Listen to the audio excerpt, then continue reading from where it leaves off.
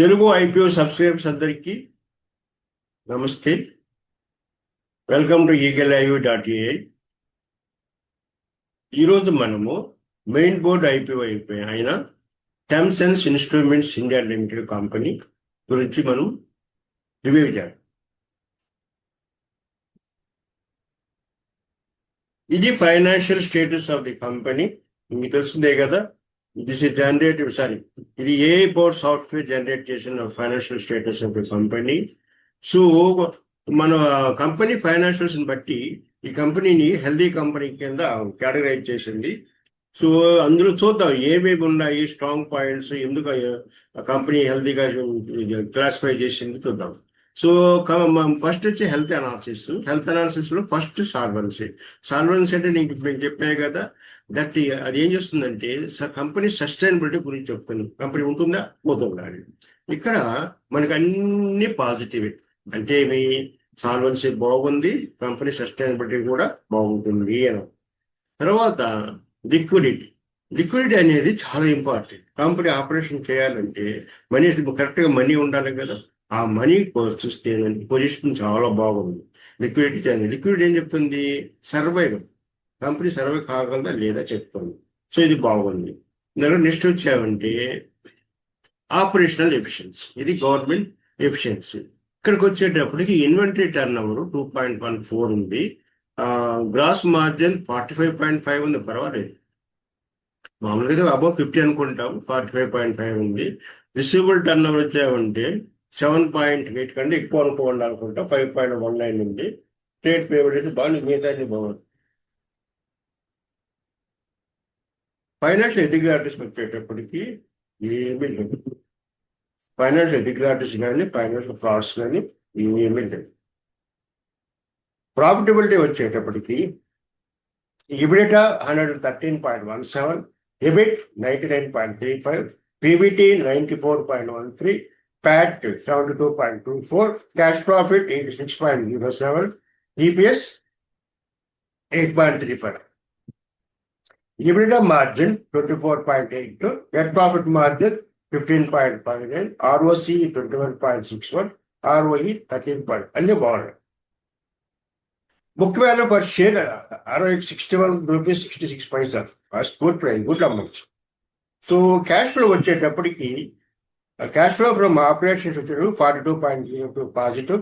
Net cash flow వచ్చేటప్పటికి 9.52 positive.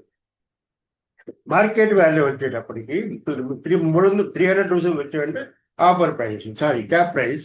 ఈ cap price 300 base చేసుకుంటే మనకి ప్రైస్ ఎర్నింగ్ రేషియో 35.92 వస్తుంది. ఇది అగ్రెసివ్, అబ్నార్మల్ గా ఉంది. మామూలుగా 25 కంటే తక్కువ ఉండాలి. తర్వాత ప్రైస్ టు బుక్ వాల్యూ వచ్చి 3 కంటే తక్కువ ఉండాలి, 4.86. ఎందుకు ఎక్కువ ఉన్నాయి ఇవి? వాళ్ళకు ఫిక్సేషన్ క్యాప్ ప్రైస్ ఎక్కువగా ఉంది కాబట్టి. So price earning ratio, price to book value రెండు కూడా అగ్రెసివ్ గా ఉన్నాయి, చాలా ఎక్కువ ఉన్నాయి. సో జనరల్ గా దీనివల్ల ఏంటంటే కొంచెం ఇన్వెస్టర్స్ ఎక్కువ అమౌంట్ ఇన్వెస్ట్ చేయాల్సి వస్తుంది. అంటే ఒక షేర్కి ఎక్కువ అమౌంట్ పే చేయాల్సి వస్తుంది. సో తర్వాత మీకు ఫ్యూచర్ ఎర్నింగ్స్ అంటే ఏమీ ఉండవు. ఎందుకని జనరల్గా price earning ratio 25 and price to book <3 అయితే ఎవరైనా ప్రిఫర్ చేస్తారు మీ దగ్గర షేర్స్ కొనడానికి.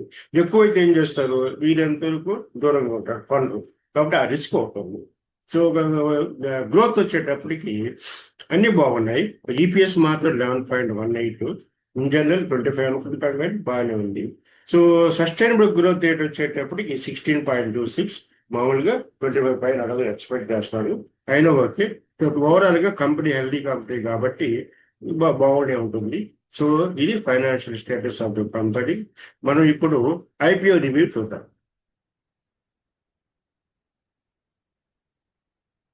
థామ్సన్స్ ఇన్స్ట్రుమెంట్స్ ఇండియా లిమిటెడ్ అనేది specialized thermal engineering and industrial solution company. వాళ్ళ మెయిన్ బిజినెస్ ఏంటంటే temperature sensors, electrical heating solutions, specialized cables, thermal monitoring, advanced technology. So competitive position చూసుకుంటే about 10.5% of market share ఇందులో వీళ్ళదే.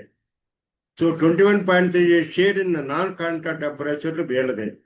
So ఉండే కొద్ది Indian manufacturers లో ఇది ఒకటి కంపెనీ. వీళ్ళు దేనికి సప్లై చేస్తారంటే steel, cement, power, chemicals, automotive and other industrial sectors కి వీళ్ళు సప్లై చేస్తారు. సో గ్రోత్ ఎట్లుంటుంది? గ్రోత్ బాగుంటుంది. ఎందుకంటే వీళ్ళు ఎవరికి ఇస్తారు? Industrial automation, electrification, EV infrastructure, renewable energy, data centre, fire and safety system, aerospace. So వీళ్ళందరికీ ఇది కావాల్సిన ప్రోడక్ట్స్ తయారు చేస్తున్నారు కాబట్టి మంచి గ్రోత్ ఉంటుంది.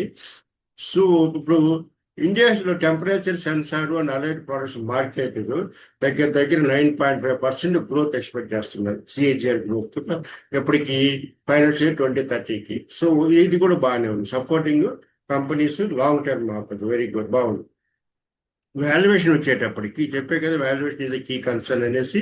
ఇక్కడికి వచ్చేటప్పటికి EPS 8.35, PE presenting 35.9 times. So abnormal గా ఉంది. పీబీ 4.86 అబ్నార్మల్ గా ఉంది. ఇష్యూ సైజు 650 కోట్లు. అందులో ఫ్రెష్ ఇష్యూ అంటే కంపెనీకి పోయే డబ్బులు 95 కోట్లు, 95 crores. Offer for sale and ఎవరైతే shareholders India existing shareholders వాళ్ళు అమ్మేస్తున్నారో వాళ్ళకి 555 కోట్లు పోతుంది. అది దాని గురించి డిస్కస్ చేద్దాము. ఇక్కడ పెద్ద క్వశ్చన్ ఏంటంటే టెంపుల్ సెన్స్ గుడ్ కంపెనీ, ఎందుకంటే ఐపీఓ వాల్యుయేషన్ ఎక్కువ ఉంది కాబట్టి. సో కంపెనీకి మంచి స్ట్రాంగ్ పొజిషన్ ఉంది. కాబట్టి ఇన్వెస్టర్స్ వాళ్ళు ఎక్స్పెక్టేషన్ అంటే హై ప్రీమియం పే చేయమంటున్నారు. ఎంతవరకు సబబు? సో ఆఫర్ ఫర్ సేల్ చెప్పే కదా, ఉండే వాళ్ళు ఇన్వెస్టర్స్ వాళ్ళు ఏం చేస్తున్నారంటే 22 నెట్వర్త్ ఆఫ్ ది కంపెనీ వచ్చి 496.89 crores అయితే అందులో 22.95% ఆఫ్ 496 crores ఎంత వస్తుంది? 113.93 crores వస్తే దాన్ని వాళ్ళు 555 crores కమ్మాలని చూస్తున్నారు. 550 crores కి వే చేయాలని చూస్తున్నారు. ప్రాఫిట్ ఎంత దగ్గర 450 కోట్లు. సో మీరు మామూలుగా ఐపీఓ అనేది ఏంటంటే కంపెనీస్ ఐపీఓ కొన్ని ఫండింగ్ ఐపీఓ ద్వారా రైజ్ చేస్తే ఏంటంటే ఇంట్రెస్ట్ కాస్ట్ ఉండదు బేసిక్ గా. తర్వాత ఆ ఫండ్ యూజ్ చేసుకొని కంపెనీ ఎక్స్పాన్షన్ కన్నా పోతుంది. లేదంటే ఆ ఫండ్ని వాడుకొని వర్కింగ్ క్యాపిటల్ కింద వాడుకొని వాళ్ళ బిజినెస్ పెంచుకొని దాని మీద మంచి ప్రాఫిట్ సంపాదించి కంపెనీ పొజిషన్ మారుతుంది. ఇన్వెస్టర్స్ కూడా కొంత గెయిన్స్ ఉంటాయి, రిటర్న్స్ ఉంటాయి, బాగుంటుంది. వాళ్ళ షేర్ వాల్యూ పెరుగుతుంది, అన్ని బుక్ వాల్యూ పెరుగుతుంది, అన్నీ బాగుంటాయి. కానీ ఇక్కడ వచ్చేటప్పటికి ఏమైపోయింది? 555 కోట్లు ఉండే ఇన్వెస్టర్స్ వెళ్ళిపోతున్నారు. సో 90 కోట్లు మాత్రమే తీసుకుంటున్నారు. ఈ 90 కోట్లు ఏ విధంగా వాడతారో చూద్దాం. ఇప్పుడు వాల్యుయేషన్ వచ్చేటప్పటికి business quality strong, industry opportunity attractive గా ఉంది, competitive position strong, PE expensive, PB expensive, margin of safety limited కాదు అసలు లేదని చెప్పాలంటే. నెక్స్ట్ ఎందుకంటే ఫ్యూచర్ బాగుంటుందిగా బాగలేదు కాబట్టి ఏది ఎర్నింగ్స్ ఏమి లేవు, వాళ్ళకి పెద్ద ఎర్నింగ్స్ ఏమి లేవు. దాని గురించి మాట్లాడడం. Overall valuation premium. So business అయితే మంచిది, బట్ ఇన్వెస్టర్స్ అయితే ఎక్కువ పే చేస్తున్నారు ప్రీమియం. సో ఫండ్ ఏ విధంగా వాడుతున్నారంటే 555 కోట్లు వైఎఫ్ఎస్, 95 కోట్లు కంపెనీకి పోతుంది. ఈ 95 కోట్లు 73.13 crore ఏమో ఉండే డెట్ పే చేయడానికి వాడుతున్నారు. 21.87 crores ఏమో ఈ ఇష్యూ ఎక్స్పెండిచర్ కోసం వాడుతున్నారు. సో ఈ డెట్ రీపేమెంట్ వల్ల సంవత్సరానికి వాళ్ళకి ఎంత మిగులుతుందంటే 7.3 crores పడుతుంది. 10% ఇంట్రెస్ట్ తీసుకున్నా కూడా ఈ 7.3 crores ఇన్కమ్ ట్యాక్స్ తీసేస్తే ఎంత మిగులుతుందంటే సంవత్సరానికి 5 కోట్లు మిగులుతుంది. అంటే ఇన్వెస్టర్స్ అందరూ కలిపి 650 కోట్లకు గాను ఇన్వెస్ట్ చేస్తే అందులో దానివల్ల కంపెనీకి వచ్చేది ఎంత సంవత్సరానికి 5 కోట్లు. కంపెనీకి 5 కోట్లు వస్తే వాళ్ళు ఇన్వెస్టర్స్కి ఏమిస్తారు? ఇన్వెస్టర్స్కి ఏం బెనిఫిట్ ఉంటుంది అంటే వాళ్ళకి ఇన్వెస్టర్స్ అంటే లెక్కలేని తనం. వాళ్ళు ఏంటంటే ఆ ఇన్వెస్టర్ ఏముందిలే మనం ఏమి ఇచ్చినా కూడా వాళ్ళు కొనేస్తారు, అది మామూలే కదా. ఇప్పుడు మీ దీన్ని బట్టి అవతల ఉంటాడు. సో వాళ్ళంటే మీరంటే అంత చులకన, వాళ్ళకి ఒక రెస్పెక్ట్ లేదు, గౌరవం లేదు, ఏమీ లేదు. అందుకని వాడు లేకపోతే ఏ ధైర్యంతో వాడు 113 crores వాల్యూ చేసే వాడు దీన్ని 555 crores అమ్ముతున్నాడు. మీరైతే ఆలోచించాలి. మీకు వచ్చే డబ్బు ఏమి, మీరు ఏమైనా లంచాల డబ్బులు కాదు కదా. కొన్ని స్కామ్లో చేశారని లేదు కదా. మీకు కష్టపడ్డ సొమ్ము, మీ ₹10 రేపు ఇన్కమ్ ట్యాక్స్కి లెక్క చెప్పాలి. మీరు ఇన్వెస్ట్ చేసే ముందు ఒకటి చూడాలి, టెంపరీ రిజల్ట్స్ చూడబాకండి, రోమర్స్ చూడబాకండి, స్పెక్యులేషన్ చూడబాకండి, గో బై ఫ్యాక్ట్. సో ఇట్లాంటివి మాత్రం ఎంటర్టైన్ చేయొద్దు. నేను ఎందుకు చెప్తే ఒక రిసీస్ అనలిస్ట్గా నేను ఇన్వెస్టర్స్ ప్రొటెక్ట్ చేయకపోతే ఇంక నేను దీనికి కూడా ఉండేది. So the IPO is not primarily growth capital raising. ఏముంది గ్రోత్ క్యాపిటల్ రేజింగ్ ఏముంది చెప్పండి.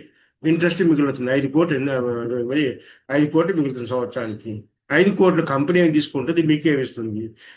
షేర్ ప్రైస్ వాల్యూ ఎప్పుడు పెరగాలి, మళ్ళీ ఎప్పటిలో వాళ్ళు పబ్లిక్ ఇష్యూ పోవచ్చు. కాబట్టి మీరు ఆలోచించండి.